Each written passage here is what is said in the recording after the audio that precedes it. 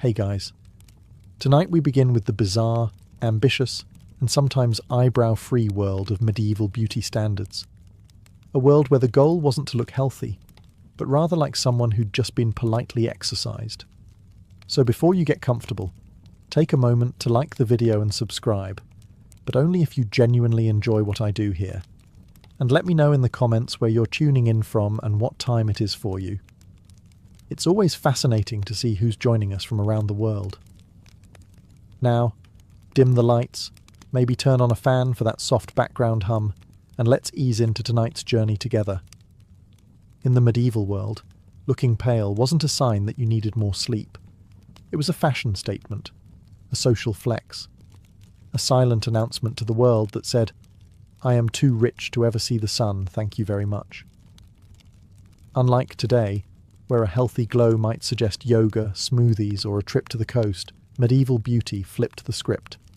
Tanned skin. That meant you worked outside, which meant you were poor, which meant, gasp, manual labour, and nothing said not beautiful in the 14th century like knowing how to milk a cow. So, the paler you were, the higher your perceived status. And when we say pale, we don't mean a soft ivory glow. We're talking translucent, porcelain with vascular undertones, skin so light it looked like you might have been recently startled by a ghost, or were a ghost. Of course, nature doesn't always cooperate, especially if you were born with an actual working circulatory system. So, people helped it along. Noble women, and even men occasionally, would apply white lead powder to their faces. It provided that signature corpse chic glow, and, as a bonus, slowly poisoned you. But beauty has always had its price. Some would use vinegar-soaked cloths to bleach their skin. Others applied a mixture of crushed pearls and egg whites, which not only lightened the face, but also had the side effect of making one's cheeks feel like a stale omelette. Veins were sometimes painted onto the arms and chest, using blue pigment to simulate delicacy. Because nothing says noble like pretending your skin is about to split open. Even literature got in on it. Romantic poems described women as pale as milk, white as snow, and once, wan as the moon in winter. Which is a nice way of saying, "She looks like she might faint. I love it." This pale aesthetic wasn't just about beauty. It was shorthand for class, purity, and complete economic disengagement with agriculture. If you could afford to be fragile, you were winning. Beauty in the Middle Ages often required commitment, and by commitment, we mean a slow, decorative form of chemical warfare on yourself. Because for those striving to achieve that prestigious pale complexion, nature just wasn't enough. So, they reached for makeup, specifically lead-based white face powder. Yes, lead, as in the thing we now seal off old buildings for. But back then, it was considered cutting edge. The result was a smooth, pale, matte finish, the medieval equivalent of high-definition foundation. It made the skin look flawless, and eventually feel very not flawless. White lead powder was made by combining vinegar and metal, then allowing it to corrode into a white crust that could be ground into a fine powder. Apply that daily, and voila. You looked like a luminous, delicate aristocrat with a secret death wish. And if your skin began to flake, blister, or fall off in small diplomatic chunks, even better. It meant the makeup was working. Probably. This wasn't a one-product routine either. Many added mercury-based rouge for colour, or chalk dust for more staying power. Egg whites were brushed over the face for a smooth, glazed look. Basically, if it came from a barn or an alchemist's shelf, someone had rubbed it on their face in the name of elegance. The downside? Other than the obvious slow poisoning? Lead-based products caused everything from chronic fatigue and skin ulcers to hair loss and premature death, which is not listed on most modern skincare labels. But the fashion endured. Because if the choice was between dying slowly and being mistaken for a peasant, nobility often chose the scenic route to the grave. Men weren't always immune either. Some male courtiers also used powders or skin treatments, especially in the later medieval and early Renaissance courts, where image mattered almost as much as lineage, or at least as much as smelling less terrible than your rival. Of all the medieval beauty trends, the obsession with high foreheads may be the most eyebrow-raising. Literally, because people were removing their eyebrows for it. A tall, smooth, uninterrupted forehead wasn't just fashionable, it was considered elegant, intelligent, and divine. It was the architectural marvel of the medieval face. The ideal forehead said, "I spend my days reading psalms and looking pensively out of castle windows," not, "I own a shovel." To achieve this noble look, women went to extreme, and frankly itchy, measures.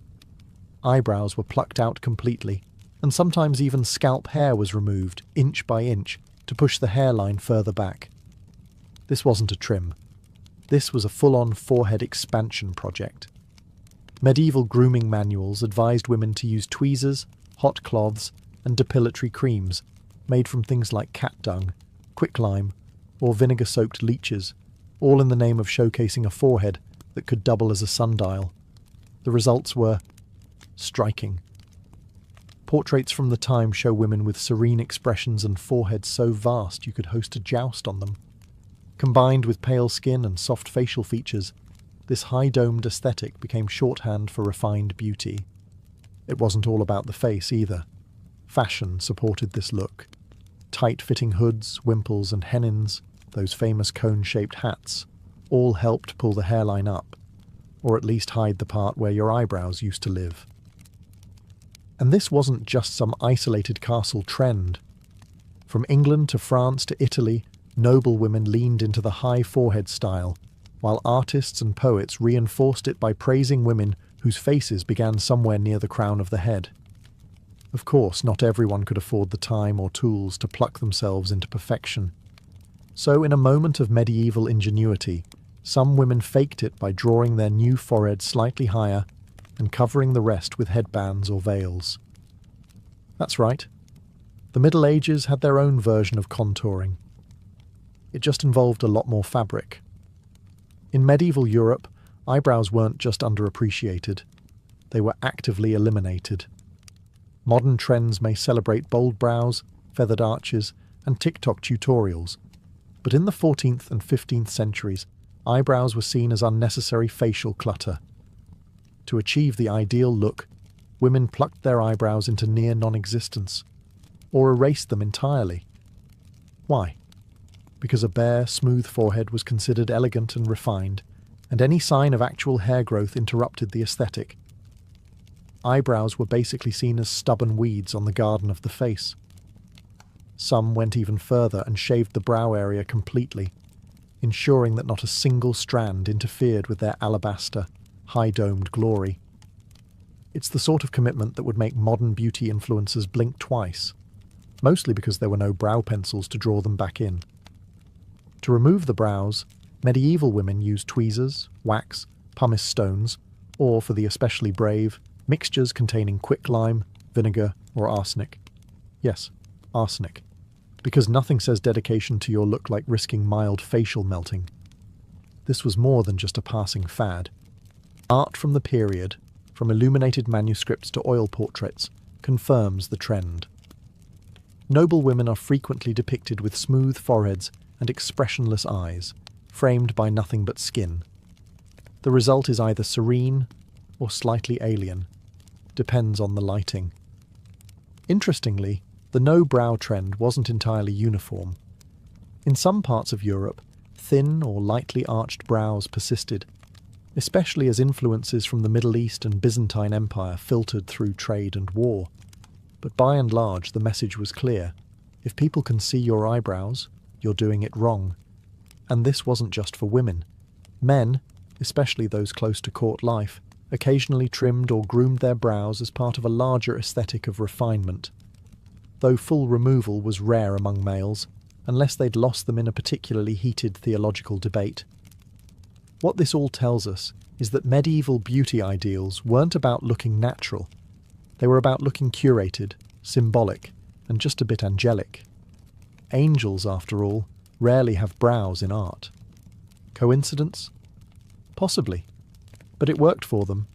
In the Middle Ages, Having a touch of colour in your cheeks was desirable, but like most things in medieval life, there were rules, social risks, and a vague chance of damnation. The ideal was a subtle blush, like you'd just heard a mildly scandalous poem or stepped outdoors for 30 seconds, but not long enough to tan, heaven forbid.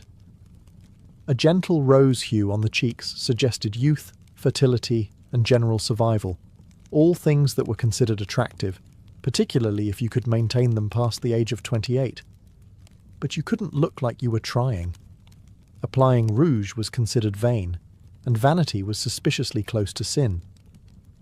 The church was not amused by women smearing colour on their faces, unless, of course, they were nobility, or doing it humbly, which is a theological grey area scholars are still trying to define.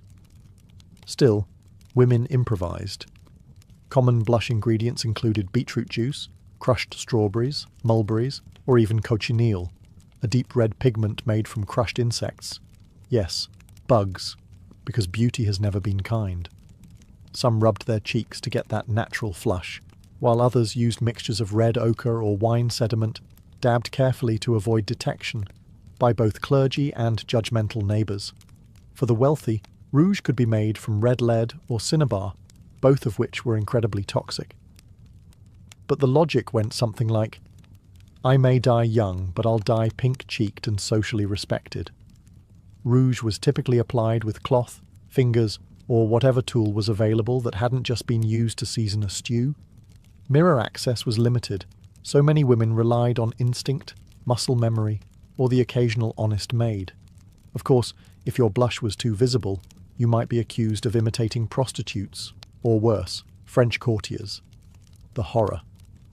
The goal was always modest enhancement, not theatrical statement. And if someone complimented your glow, you were expected to deny everything and mutter something about the wind.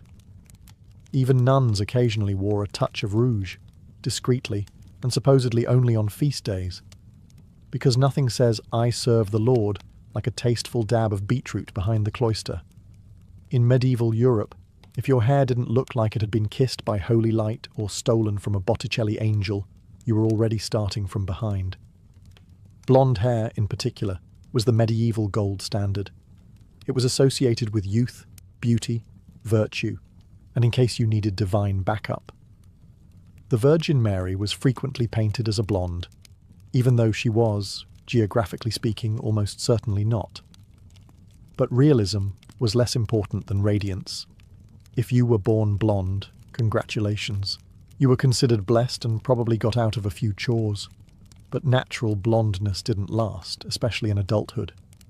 So, medieval women took matters into their own hands, and sometimes cauldrons. Homemade hair-lightening concoctions included saffron, chamomile, ash, honey, and lye, applied liberally, then left to bake under the sun in a method known as sun basking. It worked best if you had the patience of a nun and the skin of a salamander. Some recipes also included urine, which was thought to help lift colour. Whose urine? That part was less regulated, but as long as it gave your hair that celestial shimmer, it was deemed worth it. Beauty is, and always has been, a little bit disgusting. Hair texture mattered too. Loose, long, wavy locks were the ideal, preferably cascading down your back like a divine curtain. But this luxury was reserved for unmarried women. Once married, your golden mane was to be hidden under veils, nets, and head wraps, because apparently the moment you said, I do, your hair became a national security risk. For noble women, hair was often braided, twisted, or tucked into elaborate styles, especially when attending court or religious events. These hairstyles were frequently accessorized with silk ribbons, beads, or embroidery, just in case you needed to remind the room you didn't shear sheep for a living. Men weren't left out either. While not quite as judged, men with thick golden locks were often romanticized in poetry and art. Knights with flowing hair charging into battle were the medieval version of shampoo commercials. In medieval Europe, hair was a lot like money.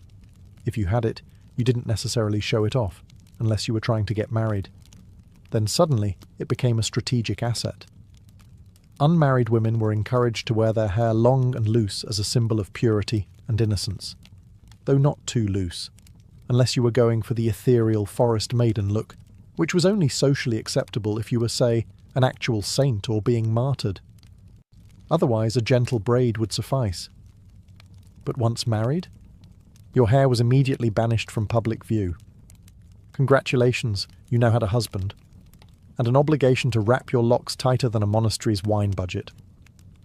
Enter the world of veils, wimples, nets, and coifs, a medieval wardrobe of modesty that could make even the most radiant blonde disappear under 3 layers of beige linen.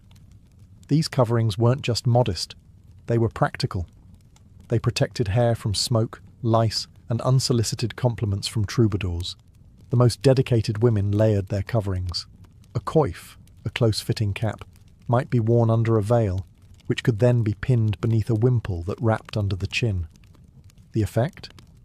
You looked like a pious, well-bundled sandwich, and that was the goal. But fashion is rarely satisfied with just function. As time went on, headwear got more elaborate. Nets were embroidered with gold thread. Veils were starched into geometric shapes. Some noblewomen wore silken cages for their braids, accessorized with jewels and tiny bells, because nothing says subtle beauty like jingling when you turn your head. In many cultures, concealed hair was tied to morality. A covered head was seen as modest and virtuous. Exposed hair on a married woman, however, could get you compared to a lady of the night, or worse, a Frenchwoman. Of course, some women rebelled. They would let a little curl slip out, or wear translucent veils that technically counted as covered, while still letting the world admire their carefully dyed strands. Medieval loopholes were alive and well. If medieval beauty had one unspoken rule, it was this: taller is nobler, and we're not talking about your legs. By the 15th century, women across Europe began embracing a fashion trend that quite literally elevated their appearance. The hennin. You know the one. Those towering, cone-shaped hats that look like they were designed by someone who spent too much time around church steeples. The hennin wasn't just headwear. It was a social ladder you wore. These hats could reach upwards of 2 feet, sometimes even more, especially among the French and Burgundian elite. The taller the hennin, the higher your status, and the more doors you smacked into on your way to dinner. Often made from fine silk, velvet, or brocade, hennins were structured with wire frames, giving them that dangerously aerodynamic shape. A sheer veil usually cascaded from the tip, adding movement, mystery, and a good chance of getting caught in candles. Now, getting your hair to fit under one of these things was an art in itself. Hair was braided and stuffed up into the cone, or sometimes completely shaved around the forehead real estate again, to help the hennin sit properly. Comfort was not part of the design brief, but hennins weren't the only vertical obsession. Some women wore heart-shaped escoffions, which looked like 2 croissants glued to either side of the head, or butterfly hennins, where veils were spread out like wings. Great for drama, not so much for rain. Outside of nobility, most women stuck with veils, linen caps, or circlets. Simpler, less dangerous, and less likely to be mistaken for a siege weapon. Clergy and conservative thinkers, as expected, were less than enthused. They warned that such ostentation invited vanity, sin, and possibly neck strain. Still, hennins remained popular among those who could afford them, much like most terrible but fashionable ideas throughout history. And while men didn't wear towering cones, they had their own style statements. Think feathered caps, fur-trimmed hoods, and pointy shoes that could double as fencing equipment. In medieval times, a woman's ideal body wasn't meant to be athletic, curvy or toned. No, the goal was to appear delicate, demure, and possibly recovering from a fainting spell. The ideal figure was slim, soft, and slightly ethereal, like someone who lived on honey water, courtly poems, and perhaps one fig a week. Beauty manuals didn't advise women to build strength or endurance. The only lifting expected of you was lifting your veil in a flirtatious gesture, before swiftly looking away and maybe swooning. But this wasn't about looking sickly, at least not obviously. The sweet spot was somewhere between too weak to carry a bucket and still able to play the lute while sitting. A graceful, willowy figure was associated with nobility, because, of course, if you were working, you'd have broader shoulders, stronger arms, and the misfortune of muscle tone. The emphasis was on a narrow waist, soft curves, and a general air of spiritual exhaustion. Waistlines on dresses were often cinched just below the bust, an early version of the empire waist, to elongate the torso and give the illusion of height and fragility. And if that illusion needed help, tight lacing was available. Not quite corsets, those came later, but tightly bound kirtles and surcoats did the job just fine. Being too thin, however, wasn't the goal either. In times of famine or plague, being very thin was a red flag, as in, that person might be actively dying. A small hint of roundness, particularly in the face or hips, was considered healthy and fertile. Basically, if you looked like you could survive winter and still be poetic, you were in the sweet spot. Diet advice from the time wasn't exactly balanced. Beauty manuals recommended things like eating fennel for digestion, rose petals for breath, and drinking wine to improve complexion. Protein? Only if it had a feather still attached. Men, on the other hand, were allowed to have more substance. Broad shoulders, strong legs, and the ability to carry a sword without toppling over. But even then, nobility preferred a lean frame with refined posture, not brute strength. In the Middle Ages, a woman's eyes were her silent power, the medieval version of sending a flirty emoji, only with more spiritual implications and slightly less blinking. The ideal medieval eyes were large, clear, and soulful, the kind that seemed to whisper, "I'm full of virtue," and maybe just a hint of melancholy. Think of eyes that looked as if they had personally witnessed the fall of man and were still politely recovering. Poets of the period couldn't get enough of them. They described eyes as luminous orbs, dewdrops of heaven, or pools of pure devotion. What they rarely said was bloodshot, allergy-ridden, or I was up all night churning butter. Light-coloured eyes, blue or grey, were often idealised in Northern Europe, associated with innocence, purity, and the general assumption that you hadn't seen too many disturbing things, or at least pretended not to. In Southern Europe, darker eyes were admired too, especially if they came paired with a noble lineage and a good dowry. Enhancing the eyes was challenging. There were no medieval eyeliner pens, just charcoal, soot, and optimism. Some women dabbed a little black powder around the lashes to make the eyes look bigger, risking irritation, blurry vision, or starting the world's first accidental smoky eye. But most women relied on nature and strategic lighting. Want to look more wide-eyed? Stand near a candle? Want to look virtuous? Look downward at all times, even if you trip over the cat. Interestingly, slightly teary eyes were admired. It suggested emotional sensitivity, piety, and perhaps that you'd just finished praying or reading something uplifting, like a 300-line poem about chastity. Artificial tears weren't available, but staring directly into smoke or enduring mild public humiliation usually did the trick. As for eye contact, it was a delicate dance.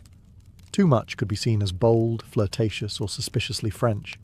Too little, and you risked seeming shifty or possessed. The trick was to occasionally glance up from beneath lowered lids, like someone who'd memorized the Bible but wasn't about to brag. Let's talk about something rarely mentioned in medieval love poetry: breath. Specifically, what it smelled like. While a knight might wax lyrical about his lady's rosebud lips or pearl-like teeth, he usually skipped over what happened when those lips opened. That's because medieval dental hygiene was, at best, an aspirational concept, and minty freshness wasn't invented yet. Unless you count standing near a herb garden and hoping for the best. Still, fresh breath was technically considered desirable. A gentle, sweet-smelling mouth hinted at youth, health, and that you probably hadn't eaten garlic and eels for breakfast, though, statistically, you had. Medieval women did what they could. They chewed parsley, fennel seeds, cloves, cinnamon sticks, and occasionally twigs, not just for the taste, but to keep the mouth tolerable. Think of it as the pre-mint version of gum. It didn't sparkle your teeth, but it made you slightly more kissable, or at least less terrifying in close conversation. For those with access to apothecaries, there were also herbal pastes and mouth rinses made from sage, vinegar, and myrrh. These were applied sparingly, both because they were expensive and because opening your mouth too wide in public was considered a bit much. Toothbrushing, as we know it, wasn't standard. Instead, people wiped their teeth with cloth, rubbed them with chalk or crushed herbs, or used chew sticks, small fibrous twigs that could scrub and double as something to fidget with while your suitor recited bad poetry. And while halitosis wasn't exactly romantic, it wasn't considered shocking either. After all, everyone had bad breath to some degree, and they all had bigger problems, like surviving winter or avoiding being burned as a heretic. For noblewomen, the trick was to minimize offense while maintaining grace. Conversations took place at arm's length. Public affection was limited, and when in doubt, fan yourself and look contemplative. Bonus points if you carried a small pomander, a scented orb filled with herbs, to wave gently in your own direction as needed. In modern times, a great smile can launch 1,000 dating apps. In the Middle Ages, a smile was a risky endeavour, best used sparingly, like spices or peasant revolts. Why? Well, medieval dental hygiene wasn't exactly flourishing. Teeth were important, yes, but more for chewing bread than charming suitors. Most people had teeth that ranged from slightly questionable to actively terrifying, especially by age 30. So the fewer people saw them, the better. This wasn't entirely due to negligence.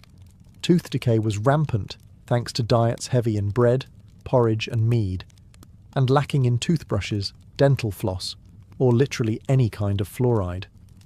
Sugar wasn't widely consumed yet in most of Europe, but even basic starches broke down into tooth-tarnishing misery. Also, dental surgery at the time was essentially an exorcism with pliers. Despite this, a healthy smile was quietly admired, just not loudly celebrated. White, even teeth were rare and seen as a mark of youth and fortune and perhaps a miracle. But people weren't going around flashing big, toothy grins like medieval toothpaste commercials. In fact, a demure, closed-lip smile was far more fashionable. Think I might be contemplating a sonnet rather than I'm thrilled to be here. Some women even used powders made of sage, salt or ground-up coral to try and clean or whiten their teeth. These methods were mildly effective and mostly abrasive. Imagine brushing with sand and hoping for the best. But overall, teeth were tolerated, not flaunted. Medieval art, for instance, almost never depicts open-mouthed smiles. Even saints and angels usually keep their mouths politely closed, as if they too were quietly aware of the risks of showing molars. Men weren't immune either. A knight might win the heart of a lady with his bravery and chiselled jawline, but no ballad ever included the line, "His bicuspids gleamed like ivory." There's a reason troubadours sang about eyes, hair and hands, not breath and bite alignment. When it came to medieval beauty standards for men, the expectations were oddly specific. You didn't need to be chiselled like a Greek statue, but you also couldn't look like you'd just fallen off a hay cart. The sweet spot was somewhere between ready to joust and could write a poem about jousting without actually doing it.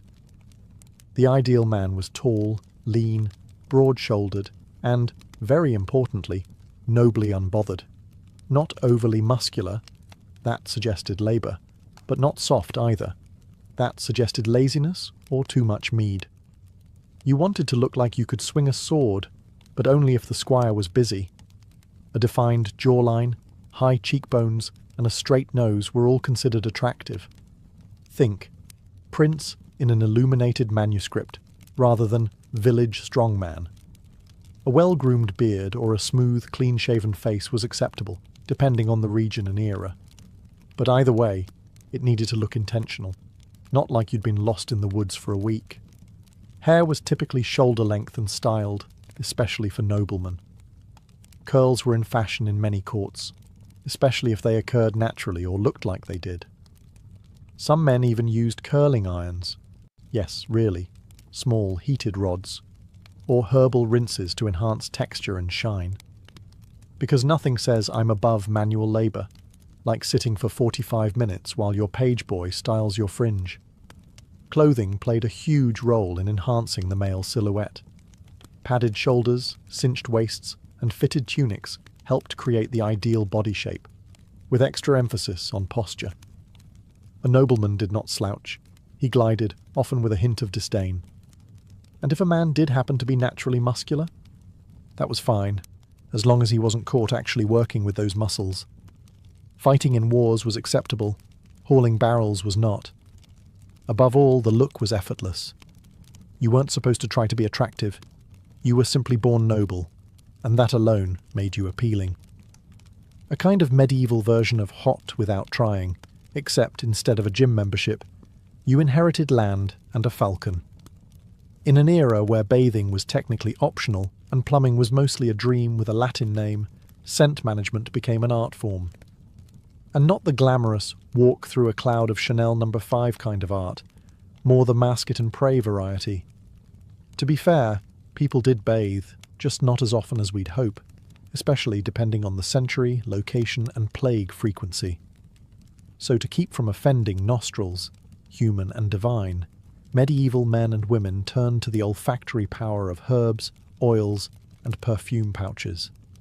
Let's begin with the pomander, a small, hollow ball made of metal, worn on a chain or pinned to clothing, and filled with strongly scented herbs like cloves, rosemary, cinnamon, sage, and occasionally something ominously labelled powder of roses. These weren't just for elegance, they were portable smell shields. Think of them as the medieval version of walking around with a Febreze grenade. The nobility also favoured perfumed gloves, handkerchiefs, and even scented combs. Everything was fair game for aroma enhancement, including hair, which was sometimes doused with floral waters or vinegar infusions that smelled slightly better than sweat and desperation. Speaking of sweat, yes, people absolutely sweated. Medieval garments were heavy, summers were hot, and deodorant was still several centuries away from reinventing armpits. The solution? Layers of linen, which absorbed sweat and could be washed more frequently than the woolen or silk outer garments. Some added herbal sachets to their underlayers, hoping to combat odour with fragrant optimism. Bathhouses were a thing, especially during the early medieval and late medieval periods, but access varied wildly. The church eventually frowned upon communal nudity, which really put a damper on hygiene enthusiasm. So, many turned to dry bathing, which is exactly as unrefreshing as it sounds. Wiping yourself with a cloth, then spritzing on scented water and pretending that counted. And then there were the overachievers, people who kept flower petals in their shoes or stuffed herbs in their bed linens to smell vaguely like someone who had recently seen a garden. In medieval Europe, beauty wasn't just skin deep, it was morally loaded. A well-composed face could be a divine blessing, a social weapon, or a trap set by the devil himself. Sometimes all three before breakfast. To be beautiful was to walk a very fine line. On one hand, physical beauty, clear skin, symmetrical features, pale complexion, was considered a sign of virtue. If you were lovely, it meant you were blessed, possibly chosen by God, or at the very least, unlikely to steal sheep. Poets, preachers, and painters alike described beauty as evidence of a pure soul. But there was a catch. If you knew you were beautiful, or worse, if you used that beauty to your advantage, you immediately became suspect. Vanity was a sin, remember? And showing too much interest in one's appearance hinted at pride, seduction, or worst of all, French tendencies.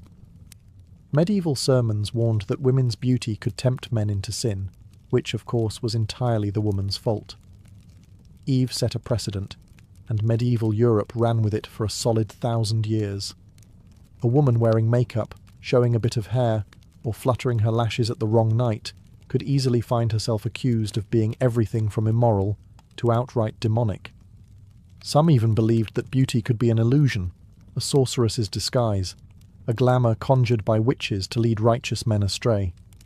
This may sound dramatic, but remember, This was a time when bad weather could get you burned at the stake. Conversely, those who were plain or ill-featured were sometimes assumed to be morally deficient, or just unfortunate. The idea that outward appearance reflected inner character wasn't just popular, it was doctrine in some circles. Beauty meant grace, ugliness meant punishment, illness, or divine disappointment. Of course, all of this made things spectacularly confusing. Be beautiful, but don't try too hard. Glow with virtue, but not so much that it looks like pride. And above all, never look more attractive than the local lord's wife. That was a one-way ticket to a silent convent or an unusually convenient illness. So in the end, medieval beauty standards weren't just about aesthetics. They were a full-blown moral tightrope, balancing vanity, virtue, and whatever powdered lead was left in your makeup kit. The Persian Immortals were more than just elite troops. They were a statement, a living symbol of imperial strength, precision, and unyielding continuity.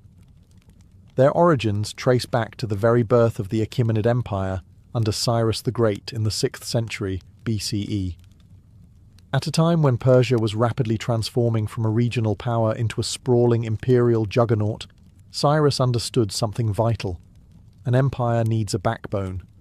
Not just administrators and governors, but an elite force that could project dominance, inspire loyalty, and suppress rebellion with equal efficiency. Thus, the Immortals were born. The name Immortals wasn't just a bit of royal flair, it was a logistical and psychological masterpiece. According to Herodotus, their strength was always kept exactly at 10,000 men. If one man died, fell ill, or was wounded, he was instantly replaced. The numbers never wavered. From the outside, it seemed they could not be diminished, could not be weakened, and above all, could not die. Whether myth or clever bookkeeping, the image stuck and the name endured. Immortality, in this case, wasn't about individual survival. It was about the eternal presence of Persian might. These men weren't random conscripts.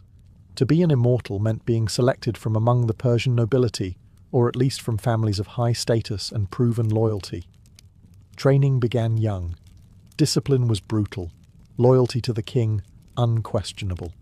They were expected to be not just warriors, but exemplars of Achaemenid values, order, obedience, and composure under pressure. They were also richly dressed, robes of fine materials, scale armour beneath their garments, and often armed with a spear, bow, short sword, and a wicker shield. Their appearance was as calculated as their tactics. Persian kings weren't just sending warriors into battle. They were sending a mobile political message wrapped in silk and steel. From the plains of Lydia to the deserts of Egypt, wherever the Persian Empire expanded, the Immortals followed. They stood behind kings, beside thrones, and at the front of the battlefield.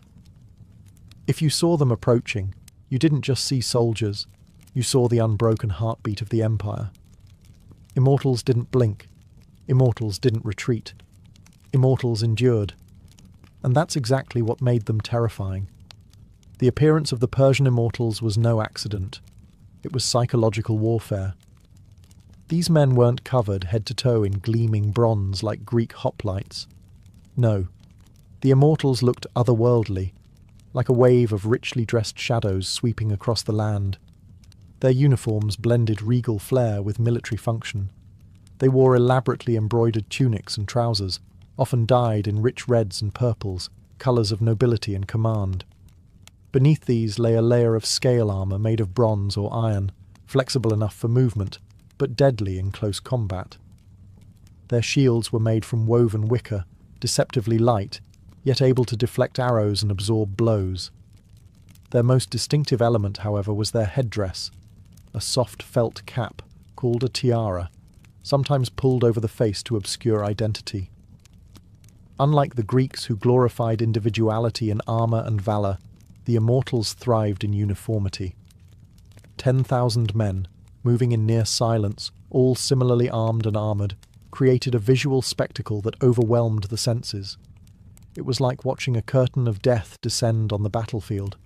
Each Immortal carried a short spear, a bow with a quiver of arrows, and a short sword or akinaka at their belt. But perhaps most impressive was their ability to move quickly and remain deadly in almost any terrain. Their training emphasized agility and endurance over brute strength. They could march across entire provinces without breaking formation. And unlike many ancient forces, the Immortals were equally comfortable fighting in open battle or serving as imperial guards in royal courts. Their equipment was light enough to ensure swift deployment, but potent enough to intimidate and destroy. It wasn't about brute force. It was about consistency, about never failing, never staggering, and never seeming vulnerable. And that consistency, combined with the mystery of their appearance, helped forge their legend. When they marched into battle, drums would pound and dust would rise behind them, but their expressions remained eerily composed. No roaring, no boasting, just eerie, synchronized precision. It was as though they were not men, but machines, crafted not in flesh, but in discipline, ritual, and fear. To face the Immortals wasn't simply to face death. It was to face a concept, that some armies didn't just fight. They endured, without pause or pity. To be an Immortal was not just a job, it was a lifelong identity, a status symbol, and in some ways, a sentence. While they were revered and richly rewarded, the expectations were immense. These men lived under constant scrutiny. Their food, clothing and housing were all provided by the state, but not out of kindness. It was to ensure absolute control. From the moment they entered the ranks, they belonged not to their families, but to the empire. Most Immortals came from Persian, Median or Elamite nobility, but lower-ranking sons of loyal families could rise into the ranks if they showed exceptional discipline. Training began in childhood, often within military academies attached to the royal court. Boys learned archery on horseback, how to endure pain and hunger, how to march in step, and most importantly, how to obey without hesitation. There was no room for glory-seeking or personal ambition. An Immortal who stood out too much was corrected. The formation was sacred. Unity came above all. Discipline ruled every corner of their lives. They followed a strict daily routine. Wake before dawn. Drill in silence. Maintain weapons and armour. Meals were eaten communally, always modest, always nutritionally calculated for endurance. Meat, flatbread, dates and wine were staples, but luxuries were discouraged. The empire needed warriors, not pampered aristocrats. When not on campaign, the Immortals served as guards for the king and his court. But even then, their duties were more than ceremonial. They stood watch for assassination attempts, monitored nobles for disloyalty, and maintained order in the most volatile places of the empire. Their mere presence could silence dissent in a royal hall. They were the eyes and ears of the Achaemenid ruler, trained to detect lies, sense fear, and act decisively. Interestingly, they weren't entirely cut off from family life. Immortals were allowed to marry and maintain households. However, they could be summoned at a moment's notice. When duty called, they left everything behind, no questions asked. A man who hesitated, even once, could be quietly replaced. After all, the number always had to remain at 10,000. No gaps, no delays. It was this cold, efficient system that ensured their mythos. They didn't just fight with discipline, they lived in discipline. They were tools of empire, honed, polished, and sharpened until nothing remained but duty. If Cyrus the Great created the Immortals, it was Darius the Great who perfected them. When Darius rose to power in 522 BCE, amid palace intrigue and assassination, the Immortals were the tool he used to legitimize and stabilize his reign. They were no longer just a personal guard. They were an extension of royal authority, woven directly into the fabric of his expanding imperial bureaucracy. Darius understood that power didn't only rest on military strength, but on the illusion of order and inevitability. And nothing projected that image more effectively than the Immortals. He paraded them at festivals, had them stationed prominently around his new capital of Persepolis, and sent them on high-profile missions. They were always visible, always composed, always the same. 10,000 eternal faces of Persian dominance. But Darius also reshaped their tactical role. Under his leadership, the Immortals became a core element of Persian combined arms warfare. No longer just elite infantry, they were often deployed alongside archers, cavalry, and chariotry in coordinated strikes. Darius placed immense value on strategic flexibility, and the Immortals had to adapt. They trained more rigorously in ranged combat, siege warfare, and battlefield coordination. Reports from later Greek observers describe how they moved with terrifying efficiency, firing arrows in volleys while slowly advancing behind their wicker shields, never breaking formation. They also became heavily involved in suppressing rebellions. Darius's empire stretched from Egypt to the Indus Valley, and revolts were frequent. The Immortals were often the first wave of retaliation. In Elam, Babylon, and Scythia, they acted as both punishment and message. The empire is watching, and the king's will is inexhaustible. It was under Darius that they earned a darker reputation.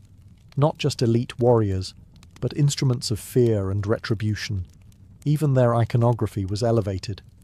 Carvings at Persepolis show them in perfect lines, stylized and identical, facing eternity in stone. These weren't mere portraits, they were propaganda. Darius wanted every subject and visitor to know, these men are always here, always armed, and they do not die. Step out of line, and you'll meet one, or 10,000. Through Darius, the Immortals became more than a military unit. They were institutionalized fear, woven into the royal image, deployed with surgical precision, and wrapped in gold-threaded silence.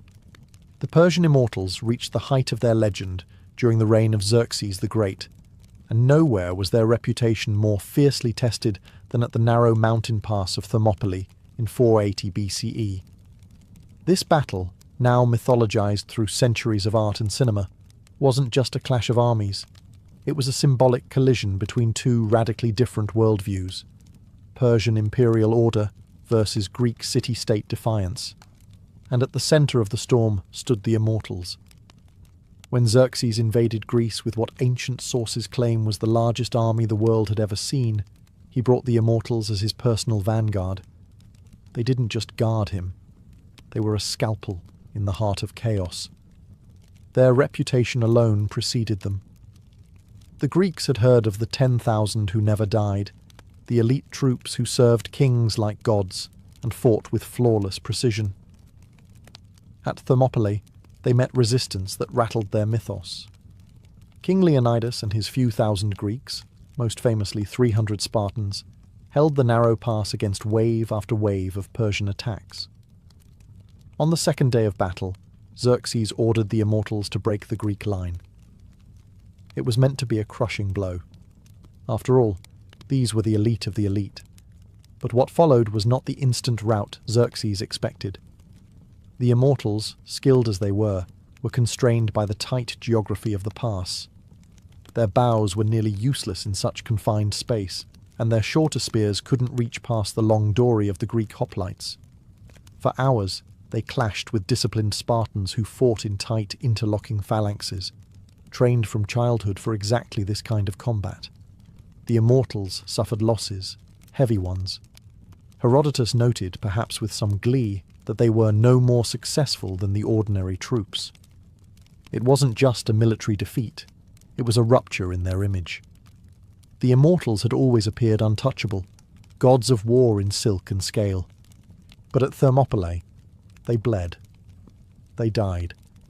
And for the first time, the illusion of their immortality cracked under the weight of Spartan spears and Greek defiance. Yet even in defeat, they remained terrifying. They adapted, they regrouped, and they marched again. Immortality, after all, wasn't about invincibility. It was about endurance. The most fascinating part of the Persian Immortals wasn't just their training or battlefield tactics. It was their system. What truly made them immortal wasn't magic or divine favor. It was administration.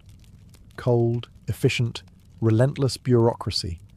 When one immortal fell, whether in battle due to illness or by retirement, another took his place instantly. No mourning, no ceremony, just a seamless substitution. The total number always remained exactly 10,000. This wasn't a poetic exaggeration. It was by design. The Achaemenid Empire ran on logistics, and the Immortals were the prime example. They had a constantly maintained pool of trainees and understudies, young men being groomed to fill vacancies the moment they appeared. These replacements were kept in the capital, supervised, drilled, and rotated through lesser duties until called up. This internal structure made the Immortals far more than a static, elite unit. They were a living system of excellence, always regenerating, always evolving. To facilitate this, records were kept with meticulous care. Officers known as Hazarapatis, literally commander of 1,000, oversaw recruitment, discipline, and supply. There were 10 such commanders beneath the overall leader of the Immortals. Below them, a web of sub-commanders, scribes, and quartermasters ensured every man had the correct arms, rations, lodging, and medical support. Lose a man in Egypt? A replacement is dispatched from Susa. A soldier breaks a leg during patrol in Media? His successor is already packing his gear. This machinery extended beyond just military readiness. It was psychological. The illusion of 10,000 unchanging warriors was a tool of imperial terror. If you killed one, another immediately stepped into his place. It didn't matter who they were individually. The identity was irrelevant. The presence was eternal. Like a hydra of discipline and silk, the Immortals created the illusion of unstoppable force, because the machine never paused to grieve. Even off the battlefield, this system functioned flawlessly. If an Immortal's family became disloyal or politically compromised, he was quietly removed and replaced. No scandal, no drama. The line moved forward as if nothing had changed. This mechanism, so alien compared to the glory-seeking Greek ethos, was perhaps the Immortals' greatest strength. Not skill, not courage, but the cold certainty that they could never truly disappear. While the Persian Immortals are remembered as warriors, they were also something far subtler, diplomats in armour. In the Achaemenid worldview, military force wasn't just about conquest, it was about presence, and the Immortals were often deployed not just to fight, but to be seen, to enter foreign courts as living representations of Persian elegance and power. Their silken robes, gilded weapons, and perfect discipline made them terrifying in battle, but mesmerizing in peace.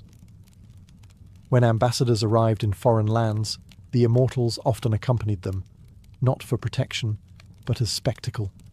Imagine a small elite escort entering a Greek or Babylonian city. 10 men, perfectly synchronized, dressed not in rough leather or blood-stained bronze, but in fine tunics laced with gold, silent and unreadable behind their soft felt headdresses. They didn't shout or threaten. They didn't need to. Their very existence was a negotiation. In satrapies, provinces, Immortals were regularly stationed to remind local governors where true power resided. They rarely interfered with civil rule, but they were always there, watching. A whisper of sedition could bring a squad of them to a governor's door. Rebellion in the provinces was often stopped before it began, simply because the alternative, facing the Immortals, was too dreadful to consider.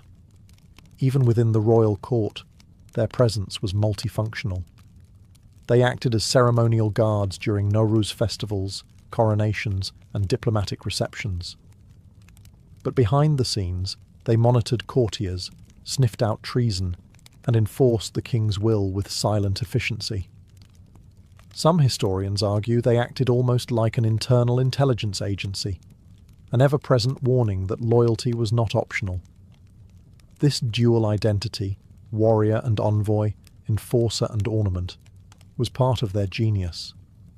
Unlike most elite units of ancient times who lived for the glory of battle alone, the Immortals served a much broader imperial strategy. War was just one tool. Theirs was an empire held together not just by swords, but by symbols. The Immortals understood that fear and awe are siblings. In foreign courts and remote palaces, their arrival sent a clear message. The king is watching, The empire is eternal, and resistance is not worth the cost. And in this way, they fought wars without ever unsheathing a blade. All empires age, and so do their legends. By the later years of the Achaemenid Empire, the Immortals were still feared, still respected, but no longer invincible. The machinery that had once made them immortal began to rust, not with a dramatic collapse, but with slow, creeping inefficiency. As Persian kings grew increasingly detached from the battlefield, more concerned with courtly luxury and intrigue, the Immortals too began to shift. From hardened warriors into royal ornaments. Under kings like Artaxerxes and Darius III, the elite guard still existed, still dressed the part, still marched in perfect formation. But cracks had formed. Recruitment standards slipped. Political favoritism began to seep into their ranks. Where once only the most disciplined and loyal men were selected, now nobles pulled strings to place unworthy sons into the sacred 10,000. The result was subtle, but fatal. Uniformity without spirit, discipline without heart. This decay became tragically obvious when Alexander the Great launched his invasion of Persia in 334 BCE. At the Battle of Gaugamela in 331 BCE, the Immortals were deployed alongside the Persian centre to defend Darius III, and although they fought with courage, they could not hold against the tactical brilliance and ruthless momentum of Alexander's Macedonian phalanx. They were outflanked, outmanoeuvred, and overwhelmed. Worse yet, the myth didn't survive the battle. For centuries, the name Immortals had inspired awe. But Gaugamela proved they were no longer what they had been under Cyrus the Great or Xerxes I.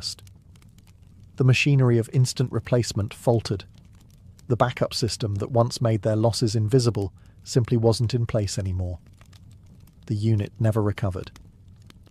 When Alexander marched into Persepolis and took the royal palace, he walked into a shell of an empire. The Immortals weren't there to defend it. The unbroken line had finally been broken. But their story didn't end with defeat. Elements of the Immortals lived on. Alexander co-opted Persian traditions into his army. Later, in the Sasanian Empire, a new elite force would rise, sometimes even called Immortals again by historians. Though not direct descendants, they echoed the original myth, 10,000 strong, elite, fearsome, eternal. Even in their fall, the Immortals left a blueprint. They had shown the world how to build not just an army, but a legend. The Persian Immortals may have vanished from the battlefield, but their influence never disappeared. Long after the fall of the Achaemenid Empire, the idea of an unbreakable elite fighting force remained lodged in the imagination of generals, kings, and storytellers alike. Their legend endured not because they won every battle, but because they represented something larger, the perfection of state-controlled power, an army that didn't age, didn't question, and didn't falter. When the Greeks described them, it was with a mix of awe and suspicion. Herodotus called them immortals, not because they could not be killed, but because they could not be seen to die. Their replacements were immediate, their presence eternal. To the Greeks, this was eerie, almost unnatural. They were used to war as a chaotic, personal affair. The Immortals were something else, precise, faceless, disciplined to the edge of humanity. In Roman times, scholars still referenced the Immortals when speaking of ancient power. Even Byzantine historians noted the structure of the Persian elite guard as something to be admired.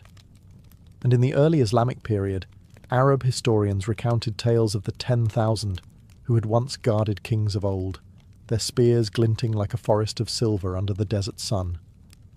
The concept would be revived again in the Sasanian Empire, where an elite cavalry corps, sometimes referred to by historians as the New Immortals, served as the empire's armoured fist. Though not directly descended from the Achaemenid unit, they carried the same mission, embodying imperial invincibility. Even Napoleon Bonaparte, centuries later, studied Persian military organisation and praised their structure. Culturally, the Immortals seeped into myth. Modern media often misrepresents them, turning them into monsters, demons, or masked assassins. But the truth was far more compelling. They were human, terrifyingly human. Ordinary men turned into instruments of empire through relentless training, psychological control, and a deeply embedded system of continuity. They didn't need magic to become legendary, just consistency and silence. Their greatest weapon wasn't their sword. It was the idea that they were always coming, an eternal shadow on the horizon. And so the immortals live on, in stone carvings, in battle doctrines, and in the whispered fears of those who know that power, when well organised and endlessly replaced, can become something very close to immortality. Before there were legends of Greek Amazons, there were the Scythians, nomadic warriors of the Eurasian steppe, feared and respected from the Black Sea to the Altai Mountains. Unlike most ancient societies, Scythian women didn't stay behind the tents weaving cloth or raising children. They rode horses, wielded bows, and went to war. And they didn't just accompany men into battle. They led and fought with lethal skill. These were not exceptions. This was the culture. Greek historians like Herodotus were stunned when they encountered these women. He described entire tribes where women refused to marry unless they had first killed an enemy in combat. His words, originally intended as exotic curiosities, have since found archaeological proof. Burial mounds, called kurgans, scattered across Ukraine, Kazakhstan, and southern Russia, have yielded astonishing finds. The skeletons of young women buried with bows, arrows, swords, and even battle-inflicted injuries. One such discovery revealed a woman with an arrowhead lodged in her spine, her body armoured, her grave richly furnished. These weren't ceremonial weapons. They had been used, and so had she. Scythian society was fundamentally different from its contemporaries. Life on the steppe demanded mobility and resilience. Everyone, male or female, had to ride, hunt, and defend the tribe. Girls learned archery as young as boys did. They wore the same leather trousers, the same armour. They even wore their hair and tattoos in similar fashion, indistinguishable on horseback under a storm of arrows. This created a warrior culture in which gender roles were fluid on the battlefield, but strict off it. A Scythian woman could be deadly at full gallop, and then return home to fulfill ritual and maternal duties. The two roles were not in conflict. They were complementary. Greek myths of the Amazons may have been inspired by exaggerated encounters with Scythian women. But while the Amazons of myth vanished into fantasy, the Scythians were real. They fought Persians, clashed with Greeks, and terrified the Macedonians. And for centuries, they roamed the steppe with fire and fury, men and women alike.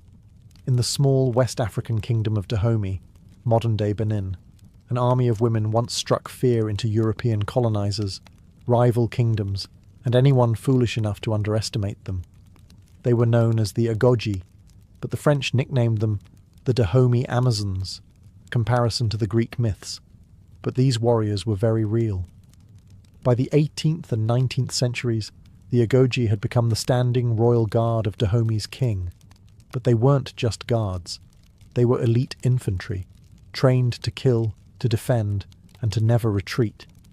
Initially, they may have started as elephant hunters or palace attendants, but over time they evolved into a formal, feared military force. Recruited as young girls, often chosen for their strength or spirit, the Agogi were separated from families and placed into intense training. Discipline was total. They ran obstacle courses filled with thorns, sparred with real blades, and swore oaths of celibacy and absolute loyalty to the king. They wore braided sashes and carried muskets, machetes, and clubs. But their deadliest weapon was psychological. European observers during the 19th century were shocked by their fearlessness and brutality. One French officer noted with unease how a Dahomey Amazon rushed forward, ripped open a man's throat, then calmly wiped her blade. These were not symbolic warriors. They were frontline shock troops used in raids, battles, and ambushes. During the Franco-Dahomean Wars in the 1890s, The Ogoji went toe-to-toe with French colonial troops. Outnumbered and outgunned, they still launched night raids, executed ambushes, and fought street by street to defend their kingdom. Their tenacity forced French commanders to reconsider their tactics and their assumptions about gender in combat. But it wasn't just their battlefield success that mattered. The Dahomey Amazons existed in a deeply patriarchal world, and yet they carved out a space of total autonomy and influence. They advised kings, they performed ceremonial duties, and they shaped the kingdom's foreign policy, not from behind the scenes, but with blades in hand. Though the French ultimately defeated Dahomey, the legend of the Ogoji never died. In fact, their legacy helped inspire modern fictional warriors like the Dora Milaje in Marvel's Black Panther. But truth, as always, is more impressive than fiction. In the shadowy pages of Japan's medieval history, one woman rides through blood and legend alike, Tomo Gozen.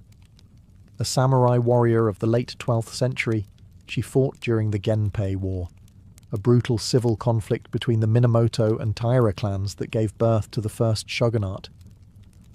Tomoe wasn't a symbolic figure or a passive consort. She was a commander, a swordswoman, and an archer, trained in the deadly arts of the battlefield and feared for her precision in combat. Her story emerges most famously from the Heike Monogatari, a war epic that blends history with poetic flair. In it, Tomoe is described as especially beautiful, with white skin, long hair, and charming features. But the next sentence drops the real thunder. She was also a remarkably strong archer, and as a swordswoman, she was a warrior worth 1,000. Beauty and lethality weren't contradictions, they were fused. Tomoe served under Minamoto no Yoshinaka, a warlord and her possible lover, during his campaign to seize control of Kyoto. She wasn't a camp follower or a battlefield nurse. She was in the thick of it, reportedly leading troops and even slaying multiple enemies in single combat. At the Battle of Owazu in 1184, facing encirclement by rival Minamoto forces, Yoshinaka ordered his last stand. Rather than flee, Tomoe chose to fight. In one of her most famous encounters, she's said to have dismounted a charging enemy horseman, wrestled him to the ground, and beheaded him on the spot. She then calmly remounted and continued into the chaos. That moment, possibly embellished, possibly true, has endured for centuries as a symbol of her unmatched composure and skill. But what happened to Tomo after the war remains a mystery. Some say she was captured and forced into marriage. Others say she became a nun, retreating into silence. Still others believe she vanished, like a ghost, back into the mists of legend. Whatever the truth, the legacy of Tomo Gozen survived in theatre, folklore, and national memory. In a society built on rigid gender roles and patriarchal control, Tomo Gozen stood apart, blade drawn, head high, and utterly unafraid. She wasn't just fighting for her lord, she was fighting for her right to exist in a world that told her she shouldn't. In the 1st century CE, the Roman Empire was at its peak, disciplined, organised, and seemingly unstoppable. But then came Boudica, a flame-haired Celtic queen from Britannia, who nearly brought the Roman machine to its knees. Her name would echo through history as a symbol of raw vengeance, national pride, and the terrifying force of a woman with nothing left to lose. Boudica was the wife of Prasutagus, king of the Iceni tribe in what is now eastern England. He was a client king under Rome, a puppet ruler allowed to maintain power as long as he kept the peace. But when Prasutagus died, Rome ignored his will and moved to seize his lands outright. In the process, Roman officials flogged Boudica publicly and, according to Tacitus, raped her daughters. It was a brutal humiliation designed to crush rebellion. Instead, it lit a wildfire. In 60 or 61 CE, Boudica united several British tribes and launched one of the most ferocious revolts in Roman history. And she wasn't a figurehead. Roman accounts describe her leading her army from a chariot, spear in hand, dressed in a flowing tunic and a massive gold torque around her neck. Her fiery hair streamed behind her as she rode, calling her people to war. She was part priestess, part general, and all fury. Her forces descended on Camulodunum, modern Colchester, burning it to the ground. Next came Londinium, the seed of modern London, where she slaughtered Roman colonists and razed the city. Historians estimate over 70,000 Romans and sympathizers were killed in just a few months. Her army left a trail of ash and shattered arrogance behind them. But the Romans, under Governor Gaius Suetonius Paulinus, regrouped. Despite being vastly outnumbered, they lured Boudicca into a pitched battle where Roman discipline and formation tactics proved decisive. The rebellion was crushed. Boudicca, facing defeat, is said to have taken poison rather than be captured. Though her uprising failed, Boudicca's legacy only grew. Roman historians painted her as a barbarian, and yet one whose courage and leadership were impossible to ignore. For the British, especially in later centuries, she became a symbol of resistance against tyranny, both foreign and domestic. In the war-ravaged steppes of Central Asia, during the golden age of Mongol expansion, there emerged a woman who terrified warriors and embarrassed princes, not with a sword, but with sheer physical dominance. Her name was Kutulun, and she was the great-great-granddaughter of none other than Genghis Khan. But she didn't just ride in his shadow, she carved out a legend of her own, one headlock at a time. Born around 1260 CE, Kutulun was the daughter of Kaidu Khan, a powerful cousin of Kublai Khan and a rival claimant to leadership in the Mongol Empire. Kutulun was raised like a warrior prince, trained in archery, horse riding, and battlefield tactics. But she stood out most for her talent in wrestling, a deeply respected and highly competitive sport among the Mongols. According to the Persian historian Rashid al-Din, Kutulun vowed she would only marry a man who could beat her in a wrestling match. Many tried, all failed. Dozens of suitors walked away defeated and humiliated, some even wagering horses, gold, or herds on their chances. It's said she amassed 10,000 horses from her victories, turning her into not just a champion, but one of the wealthiest women on the steppe. But Kutulun wasn't just tossing men onto the dirt for fun. She fought alongside her father in real battles, commanding troops and breaking enemy lines. During campaigns against both rival Mongol factions and Chinese forces, Kutulun was Kaidu's most trusted military advisor. He even considered naming her as his successor, an unprecedented move in a culture dominated by male warlords. This, unsurprisingly, sparked backlash. Some Mongol nobles whispered that her influence was unnatural, her power too threatening. In the end, Kaidu didn't make her his heir, choosing a male relative instead, but her reputation endured.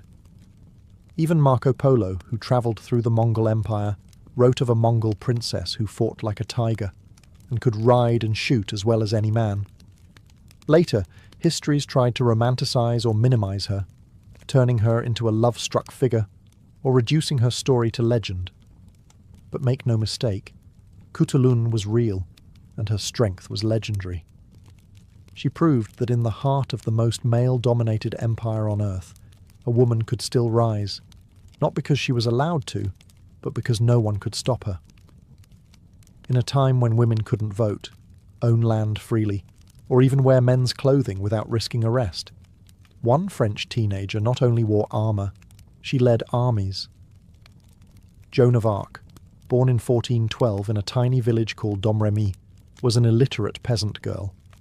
But by the age of 17, she would command troops, confront kings, and bend the course of the 100 Years' War between France and England. Her rise wasn't born from military training or noble lineage. Joan claimed divine inspiration.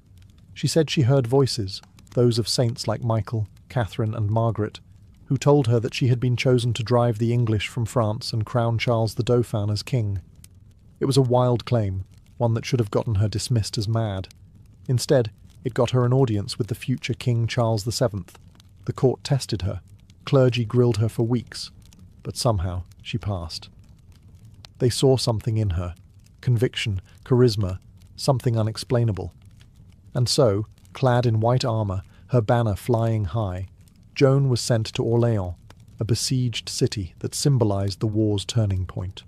French commanders were skeptical, but Joan's mere presence revitalized their spirit. She didn't just stand on the sidelines. She led charges, braved arrows, and rallied troops under fire. Against all odds, the French lifted the siege. The victory electrified the nation. Joan became known as the Maid of Orléans, a symbol of divine favour and patriotic resistance. After a string of victories, she escorted Charles to Reims, where he was crowned king, just as the voices had foretold. But power, fame, and miracles come with enemies. In 1430, she was captured by Burgundian allies of the English. Tried by a pro-English ecclesiastical court, Joan was accused of heresy, witchcraft, and notably, wearing male clothing, a crime punishable by death. She was just 19 when they burned her alive in Rouen marketplace, but her death only magnified her legend. Years later, the church reversed her conviction. Centuries later, she was canonized as a saint. By the time Nakano Takeko took up her naginata, a bladed polearm favoured by samurai women, Japan was changing fast. It was the late 1860s, and the samurai class was being dismantled as the country modernized. But in one final stand for the old ways, this young woman would write herself into history as the last true Onabu geisha, female warrior of the samurai tradition. Nakano was born in 1847 into a respected family of scholars and warriors. From a young age, she studied Confucian classics, calligraphy, and most importantly, martial arts. Her favoured weapon, the naginata, was more than just practical. It was symbolic. Traditionally used by women of the samurai class, it allowed for extended reach and graceful, fluid combat. Under the guidance of her adoptive father and martial arts master, she trained until her skill rivaled that of the best men in her domain. By her 20s, Nakano had become both an educator and a warrior, teaching other women the ways of the sword. But in 1868, when the Boshin War broke out, a civil conflict between the imperial forces and the old Tokugawa shogunate, Nakano didn't stay behind. She joined the defense of Aizu, one of the last bastions of traditional samurai resistance. Women were not officially allowed to serve, but Nakano formed an unofficial unit of female fighters known as the Joshitai, the women's army. Clad in hakama pants and traditional armour, these women fought fiercely alongside the men, protecting their families, their city, and their way of life. At the Battle of Aizu, Nakano led her unit in hand-to-hand combat against imperial troops armed with rifles. According to witnesses, she killed several enemies before being shot in the chest. Knowing she was mortally wounded and unwilling to be captured or defiled, she asked her sister to behead her. Her body was buried at a temple in Fukushima, her sword beside her. Nakano's bravery was legendary, even in defeat. Today, statues of her stand in Japan, particularly in Aizu, where she's remembered not only as a warrior, but as a woman who refused to bow to modernity, to patriarchy, or to death itself. In the smouldering ruins of World War II, one name sent shivers down the spines of German soldiers on the Eastern Front: Lyudmila Pavlichenko. Nicknamed Lady Death by her enemies, she wasn't a myth, a morale booster, or a propaganda figure. She was the real thing. A Soviet sniper who tallied 309 confirmed kills, including 36 enemy snipers, she was the most lethal female sniper in recorded history. Born in 1916 in what is now Ukraine, Pavlichenko was competitive from a young age. She was fiercely patriotic and a natural marksman. When Nazi Germany invaded the Soviet Union in 1941, she was just 24 years old and studying history at university. But instead of books, she picked up a rifle and volunteered for the Red Army. Officials initially suggested she become a nurse. She refused. She wanted a combat role, and she got one. Deployed to the front lines during the siege of Odessa and later the siege of Sevastopol, Pavlichenko earned her reputation the hard way. She spent long hours motionless, camouflaged in freezing terrain, waiting for the perfect shot. Her targets weren't just foot soldiers. She hunted officers, machine gunners, and rival snipers. She operated with nerves of steel, patience bordering on supernatural, and an absolute hatred for the invaders. Her kill count climbed so high, she was pulled from the front and sent on a diplomatic tour of the United States, Canada, and the UK. There, she met President Franklin D. Roosevelt and formed a friendship with Eleanor Roosevelt, who admired her composure and intellect. Pavlichenko gave speeches, urging the Allies to open a second front in Europe and mocking reporters who asked her sexist questions about makeup and skirt length. After the war, she didn't retreat into obscurity. She earned her degree, became a historian, and trained future generations of Soviet snipers. Though she suffered from war-related trauma and injuries, her legacy endured. She received the Hero of the Soviet Union Medal and remains a national hero in both Russia and Ukraine. In a world that often doubts the place of women in war, Lyudmila Pavlichenko didn't argue. She didn't protest. She simply did the job, better than almost anyone who ever lived. For every famous name, Boudica, Tomoy-Gozin, Lyudmila Pavlichenko, there are countless others whose stories have slipped through the cracks of mainstream history. History, after all, was largely written by men, and when women picked up swords, rifles, or spears, they were often omitted, downplayed, or turned into myth. But make no mistake, warrior women have been there all along, across continents, across centuries, and their silence was not voluntary. Consider the Trung sisters of Vietnam, Trung Trac and Trung Nhi, who led a rebellion against Chinese occupation in the 1st century CE. They rode elephants into battle, rallied thousands of followers, and ruled an independent state for 3 years before being crushed by superior Chinese forces. Their resistance is still commemorated today, with temples and festivals in their honour, even though global history books rarely mention them, or the Ya Asantewaa of the Ashanti Empire in West Africa, who, in 1900, led a rebellion against British colonial forces. As Queen Mother, she rallied her people when the British demanded the sacred Golden Stool, the symbol of Ashanti sovereignty. She delivered fiery speeches and led her troops in battle, showing that leadership and defiance knew no gender. There were Viking shield maidens, likely not as common as legend suggests, but very much present. Archaeological finds confirm that women were buried with weapons, armour, and even war horses, not as ceremonial tokens, but as warriors. There were Apache women fighters in the American Southwest, like Lozan, a spiritual warrior who rode and fought beside her brother, the famous leader Victorio. In every era, in every region, warrior women fought, not always to conquer, but to protect, to defend their families, their cultures, their homes. Some led armies, others fought as lone figures in resistance movements. Some were queens, some were peasants. But all shattered the lie that war belonged to men alone. Today, their legacy is being reclaimed. From scholarly research to pop culture representations, the stories of these women are finally resurfacing, and each rediscovered name is a reminder. History is not just what was written, it's also what was erased. These women didn't ask to be remembered, they asked to be respected, and slowly, the world is beginning to listen.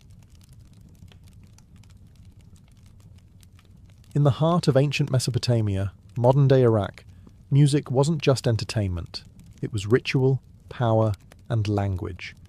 And no instrument embodied this more than the lyre. Among the world's earliest stringed instruments, the Mesopotamian lyre dates back over 4,500 years, emerging from the Sumerian city of Ur, where music was woven into both temple ceremony and royal court life. The lyres of Ur weren't simple harps carved from wood. They were intricate, beautifully crafted objects, often adorned with gold, silver, lapis lazuli, and detailed animal motifs. One of the most famous examples is the bull-headed lyre, discovered in a royal tomb in the 1920s by Sir Leonard Woolley. Its soundbox was shaped like a bull's body, and the instrument's head was covered in gold leaf, its beard made of lapis. But this wasn't just for show. The bull was a symbol of strength, and its presence on a lyre may have been spiritual. not decorative. Played with the fingers or a small plectrum, the lyre produced a resonant, haunting tone. Though we can't hear ancient melodies exactly as they were, scholars believe the Sumerians used a heptatonic scale, 7 notes, much like modern Western music. Clay tablets inscribed with early musical notation provide tantalizing clues, showing that music theory and scale construction existed even then. These lyres weren't confined to palace halls. In temples, music accompanied offerings and prayers to the gods. Hymns were sung with lyre accompaniment in honor of deities like Inanna and Enlil, turning music into a sacred bridge between human and divine. In funerary rites, lyres mourned the dead, helping guide souls into the afterlife. They weren't just instruments, they were voices of transition and transformation. Mesopotamian musicians held a respected role in society. Some were female priestesses, others were court performers. They memorized complex songs passed down orally, often learning from a young age within structured schools for scribes and musicians. Today, replicas of these ancient lyres are played in museums and reconstructions, their soft, twanging echoes reminding us that long before Mozart, before medieval minstrels, or even Homer's sung epics, humans were plucking strings in the desert, chasing beauty in sound. While the lyre sang gently to the gods, the aulos screamed, wept, and danced through the hearts of the ancient Greeks. This reed-blown, double-piped wind instrument was no gentle flute. It was wild, emotional, and unrelenting. To the Greeks, music wasn't just entertainment, it was ethos, a force that shaped the soul. And the aulos embodied its most primal edge. Unlike the lyre, which symbolized harmony and order, favored by Apollo, the aulos was associated with Dionysus, god of wine, ecstasy, and madness. It was often played during rituals, dramatic performances, and military marches, giving it a range of emotional and functional uses. It consisted of 2 pipes, usually made of wood, bone, or ivory, each with its own reed and fingering holes. The musician, or aulet, played both pipes simultaneously, producing a dense, penetrating sound, closer to a bagpipe than a modern flute. This required incredible breath control. Musicians often used a technique called circular breathing, inhaling through the nose while pushing air out through the cheeks, allowing them to play continuously. The effort warped their faces and puffed their cheeks, so much so that athletes sometimes mocked aulet players for their awkward appearance. Yet despite the jokes, aulet players were respected, even revered, in certain circles. The aulos was not for calm background music. It stirred the blood. In ancient Greek theatre, it accompanied tragedies and comedies, adding mood and momentum to performances by Sophocles and Euripides. In battle, it kept hoplites marching in step, its blaring voice slicing through the chaos. And during Bacchic rituals, it pushed dancers into trance-like states, dissolving the line between performer and possessed. Plato had a complicated relationship with the aulos. In his Republic, he famously dismissed it as too emotionally overwhelming, preferring instruments like the lyre and kithara for their intellectual clarity. Yet even he couldn't deny its power. The aulos could simulate sorrow, mimic fury, or stir euphoria, sometimes all in the same breath.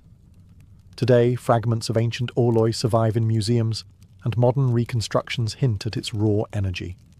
Unlike the mathematically balanced lyre, the aulos wasn't about perfection, it was about release. It carried the sound of frenzy, mourning, seduction, and war.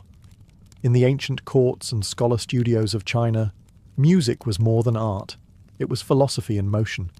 And few instruments embody this more than the guqin and the guzheng, 2 stringed zithers that carried the sounds of dynasties, meditation, and poetic introspection. They may look similar at a glance, but each served a distinct role in shaping China's musical identity. The guqin is the elder of the 2, an instrument with over 3,000 years of history. With 7 strings and a long, fretless wooden body, it produced quiet, subtle tones. To the untrained ear, the guqin sounds almost whisper-like. Gentle slides, harmonics, and plucked notes that echo like raindrops on old tile. But to Chinese scholars and sages, these sounds reflected the balance between heaven and earth. Confucius himself was said to play the guqin, believing it cultivated moral character and inner harmony. In ancient China, learning to play the guqin wasn't about becoming a performer, it was about becoming civilized. Contrast this with the guzheng, a younger, louder cousin with a brighter sound and more public life. With 16 to 21 strings or more in modern versions, the guzheng was built for performance. Its curved wooden frame and movable bridges allow for rich melodies and dramatic glissandos. Musicians pluck the strings with plectra attached to their fingers, creating cascades of notes that shimmer like flowing water. It was favoured in palaces, folk music, and even military camps. Where the guqin whispered to the soul, the guzheng sang to the crowd. Both instruments had roles in ritual and storytelling. The guqin often accompanied poetry readings, philosophical lectures, and meditation. The guzheng was used in banquets, operas, and to recount historical epics. Its music could mimic galloping horses, flowing rivers, or weeping lovers, all through vibrating silk strings and masterful fingerwork. These instruments also represented gendered spaces in ancient China. The guqin was traditionally played by male scholars, while the guzheng became more associated with female performers, especially in later dynasties. Yet both were respected, taught in musical academies, and written into the Confucian ideals of balanced education. Today, both guqin and guzheng are still played, revived in classical and contemporary settings alike. They remain living echoes of China's ancient soul, where music was not only heard, but felt as a path to virtue and emotional depth. In ancient Egypt, music wasn't background noise, it was a sacred tool, a form of divine communication that echoed through temples, tombs, and daily life. From pharaohs to peasants, music was everywhere. It soothed labourers, honoured the dead, guided religious rituals, and entertained the living. And the instruments that shaped this soundscape were as diverse as the Nile itself.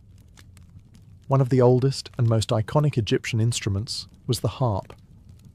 Early harps, curved like bows, evolved into larger angular harps that stood as tall as a man. These instruments were plucked with the fingers, often by temple musicians or court entertainers. Harps weren't just for art, they were associated with the afterlife. Tomb paintings often show harpists playing for the souls of the dead, easing their journey into eternity.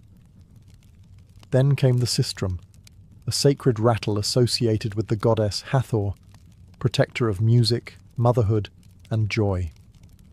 Made of metal with loose crossbars, the sistrum produced a jangling sound when shaken. It wasn't subtle, but it was powerful, used in temples to summon gods, purify spaces, and drive out evil spirits. The shaking of a sistrum was believed to please deities and maintain cosmic order. Flutes, often made from reed or bone, added breathy melodies to processions and rituals. The double clarinet, with two pipes played simultaneously, created a rich, buzzing harmony, a predecessor of the aulos of Greece. Percussion came through frame drums, hand clappers, and even castanets, especially in dances and festivals. Professional musicians in Egypt held respected positions. Many were women, depicted in art as harpists and singers, often serving temples. These women were more than entertainers. They were chantresses of Amun, musicians of Isis, figures of spiritual power. Music could honour gods, accompany offerings, and mark the transition between life and death. Egyptian notation remains elusive. Unlike Mesopotamia or Greece, few musical records survive. But their instruments, depicted vividly in tombs and temples, tell us enough. Ancient Egyptians understood music as structure, emotion, and magic. Even in death, music was essential. Instruments were buried with the elite, their owners believing they'd play again in the field of reeds, the Egyptian paradise. To them, music wasn't a pastime, it was eternity's language. Long before written words etched history into stone, ancient African cultures used something far more primal and immediate: rhythm.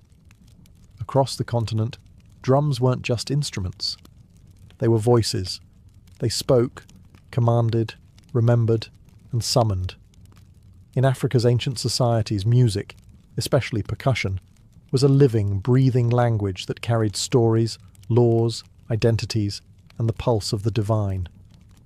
Drums varied by region and purpose, but one of the most iconic was the talking drum, found in West Africa.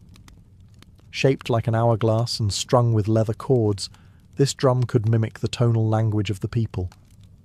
Skilled drummers could speak entire phrases by adjusting tension on the cords while striking it with a curved stick.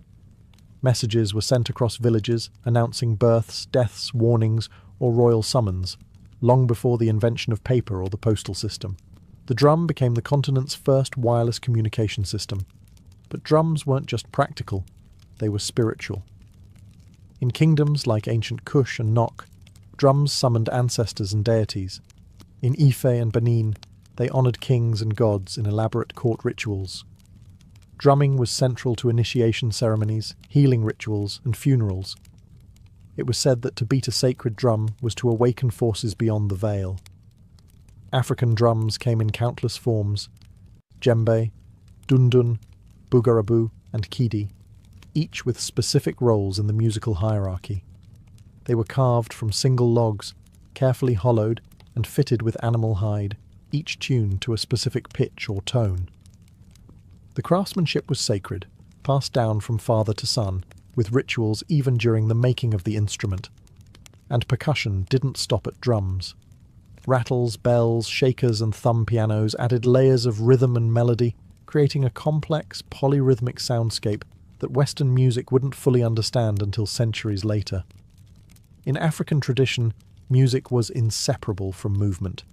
You didn't just listen, you danced, breathed, sweated with it. The drummer wasn't a performer. He was a conduit, channeling energy, spirit, and communal memory. These rhythms travelled through the trans-Saharan trade, through the Nile, and later through the Atlantic slave trade, shaping diasporic music from Brazil to the Caribbean. But their heart was always Africa, where the beat wasn't entertainment. It was identity, ancestry, and survival. High in the Andean mountains, where the air thins and the clouds brush the earth, music floated through the stone cities and terraced fields, not from string or drum, but from wind. Ancient Andean civilizations like the Nazca, Moche, and Inca developed a rich musical tradition centered around aerophones, flutes, whistles, and most famously, panpipes, or siku. The siku is a deceptively simple-looking instrument, multiple reeds or bamboo tubes of varying lengths, lashed together in a row or stacked in double rows. Each tube plays one note, and players alternate rapidly between rows to create melodies. The result is a haunting, breathy harmony that echoes across mountains like a conversation with the wind itself. Siku ensembles were often played in pairs, two players performing alternating notes in interlocking patterns, a technique called hocketing, which symbolized the Andean ideal of duality and balance in nature and society. Flutes made of bone, clay, or reed were also widespread, some so small they could hang from necklaces, others large enough to produce deep, resonant tones. Many were carved in the shapes of birds, snakes, or spirits, showing the spiritual link between sound and the natural world. These weren't just musical instruments, they were sacred tools. Music was used to call rain, bless harvests, honour the sun, or communicate with ancestors. One particularly fascinating find is the ceramic whistling vessels of the Moche civilization. When water was poured into them, internal chambers forced air through a whistle, producing eerie tones, literally musical pottery. These were likely used in rituals, combining water, air and sound into a single ceremonial act. In Inca society, music accompanied every stage of life, from birth celebrations to funerals, from military parades to agricultural festivals. There was a melody for every moment. Inca musicians played for gods like Inti, the sun, and Pachamama, the earth, offering their breath as a form of spiritual devotion. Even soldiers marched with coordinated flute music, turning warfare into ritual choreography. Though Spanish colonization nearly erased many native traditions, the sound of Andean flutes never fully vanished. Today, their echoes can still be heard in Peruvian highlands and Bolivian villages, an ancient voice of stone, wind, and sky, still singing in the thin air. In ancient India, music was more than a performance. It was cosmic engineering. According to Hindu philosophy, the universe itself was created from sound, from the primordial vibration known as Om.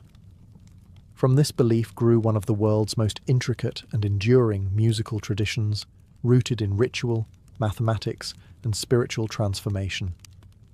Early texts like the Vedas, dating back to at least 1500 BCE, already contain hymns known as Saman chants, which were meant to be sung, not just recited.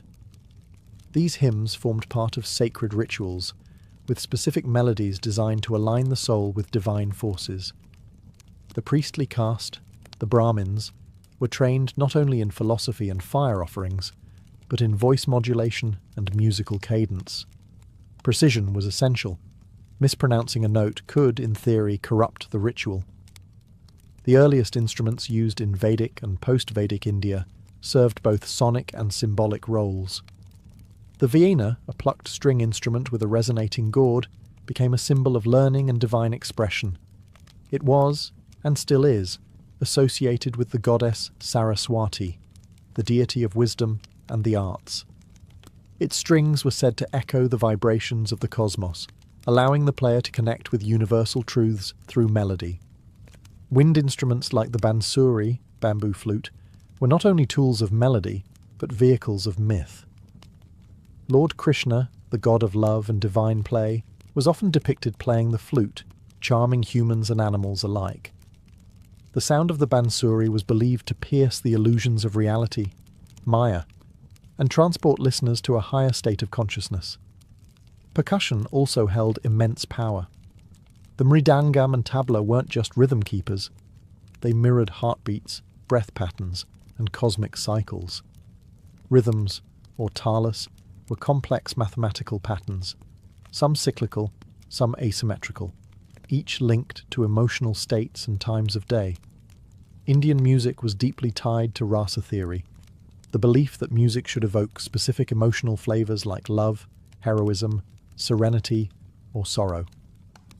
Even in ancient times, ragas, melodic frameworks, were designed to stir the soul and guide meditation. Unlike many ancient traditions lost to time, India's musical roots have not only survived, they've evolved, but at their core remains the same ancient belief that to make music is to touch the divine. In the ancient cities of Mesoamerica, from the towering pyramids of Teotihuacan to the ceremonial plazas of the Maya and Aztecs, music was inseparable from the sacred. It wasn't just art, it was power, used to speak to gods, sanctify blood offerings, summon rain, and terrify enemies. For the peoples of Mesoamerica, music was ritual technology, an invisible thread linking humans to the divine and the dead. Drums dominated the soundscape. The most iconic was the huehuetl, a tall, single-headed drum carved from hollowed tree trunks and played with bare hands. Covered in animal skins and adorned with glyphs or sacred images, the huehuetl throbbed during festivals, warfare, and sacrifices. Its deep, resonant sound echoed through stone courtyards like the heartbeat of the gods. Then came the teponastli, a slit drum made of hollowed wood, played with rubber-tipped mallets. Its surface was carved into two tongues that produced different pitches when struck. The teponastli wasn't just percussive, it could speak. In Nahuatl, the Aztec language, it was said that teponastli could sing the names of deities or the rhythms of fate itself. Wind instruments were also central. Flutes made of bone, clay, and reed were common, often shaped like animals or gods. Some were so intricately made that they could mimic bird calls, jaguar growls, or human screams. In fact, the infamous Aztec death whistle, shaped like a skull and blown like a flute, produces a blood-chilling shriek, possibly used during war or sacrificial ceremonies to strike terror into enemies or open portals to the spirit world. Music accompanied every major event: birth, coming-of-age rites, warfare, agricultural cycles, and death.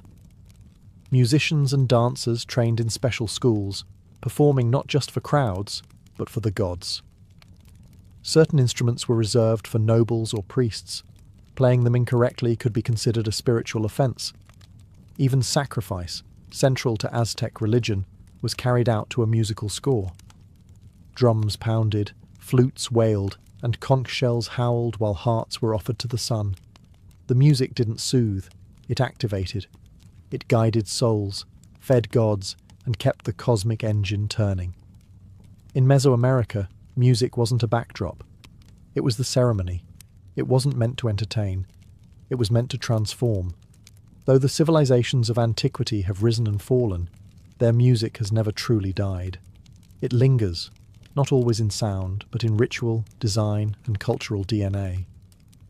In many ways, ancient music was never meant to be preserved in sheet music or captured in recordings. It was passed through hands, mouths, and hearts, a living tradition encoded in memory and performance. Take the Chinese guqin or Indian veena. These aren't museum pieces. They're still played today, often using techniques that have been passed down for millennia. Performers don't just mimic ancient sounds, they embody them. Each note carries centuries of philosophy, culture, and meditation. In a single pluck, you can feel the same longing or joy that an emperor or sage once felt. In Africa, the drums still speak. The rhythms of the djembe, the call and response of griots, the syncopation of dance, all echo ancient practices that predate colonial maps or written history. Even in the Americas, the haunting breath of the Andean siku, or the thunder of powwow drums among indigenous tribes, reflects echoes of ancestral voices. Some instruments are direct descendants, others are inspired reinventions, but the roots are ancient. Even in modern Western music, ancient concepts survive. The 7-note heptatonic scale used in Mesopotamia laid a foundation for modern harmony. Greek music theory, modes, intervals, ethos, fed into early Christian chant and the eventual birth of classical music. And the instruments? The lyre became the lute, which birthed the guitar. The aulos' double reed design inspired the oboe and bassoon. But perhaps the most enduring legacy is the purpose of ancient music. It wasn't meant to sell tickets or top charts. It was ritual. It was healing. It marked birth and death, sowing and harvest, love and war. It meant something. Even today, music remains our universal language, able to stir emotion without words, to create community without walls. In a digital world overflowing with noise, ancient music reminds us that sound can be sacred, that rhythm can be memory, and melody a thread between worlds. Whether whispered from a guqin, shouted through a war drum, or piped from a clay flute, the songs of our ancestors still echo. We just have to listen.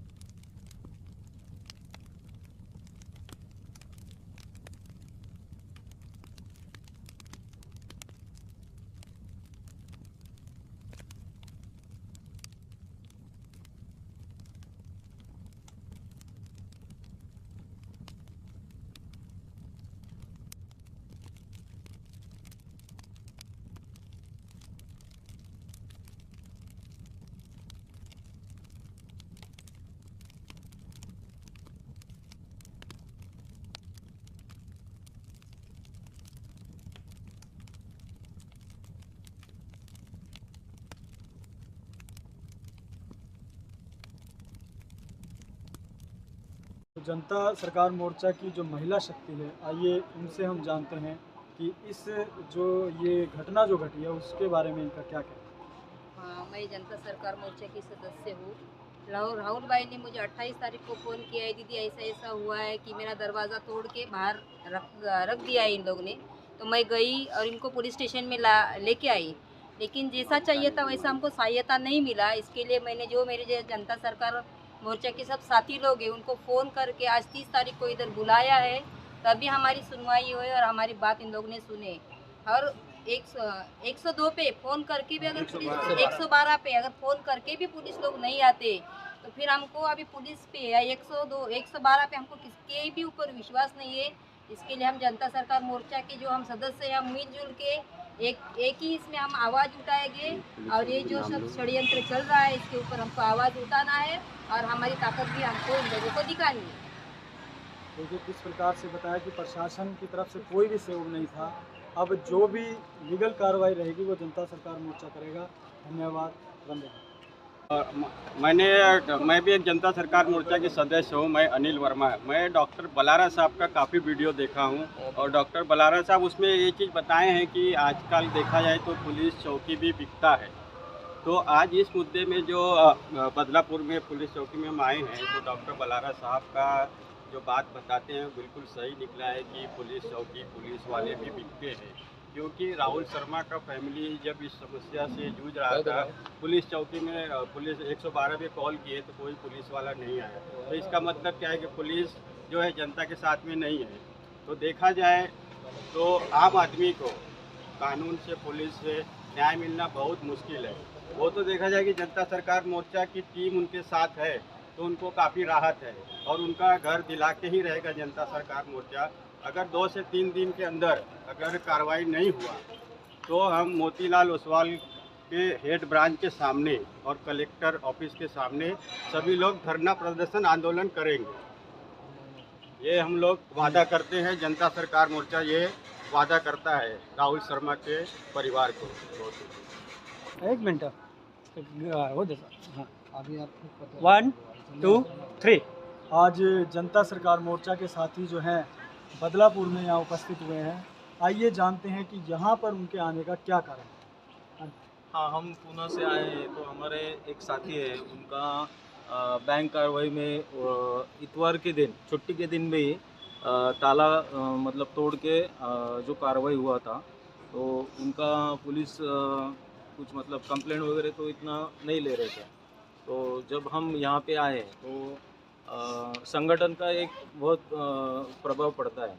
तो जो police कल action नहीं ले रहे थे, अभी उन्होंने उसका डॉक्यूमेंट बना के आश्वासित किया है कि 2-3 दिन में हम इसके ऊपर सकारात्मक कार्रवाई करेंगे, बैंक वालों को बुलाएंगे।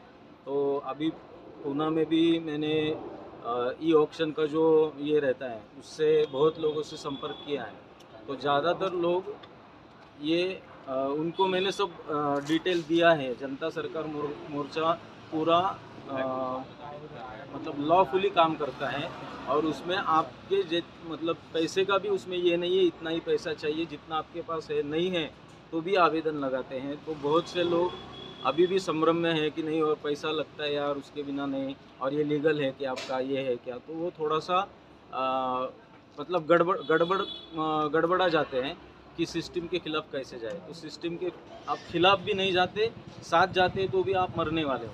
अगर हमारे साथ आएंगे तो कम से कम आप लड़ सकते हैं। और ये हमने पूना में और बाकी जगह पे भी देखा है कार्रवाई में कि ज्ञान और संगठन से आप बहुत बहुत अच्छी तरह से ये मतलब कार्रवाई को पार करा सकते हैं।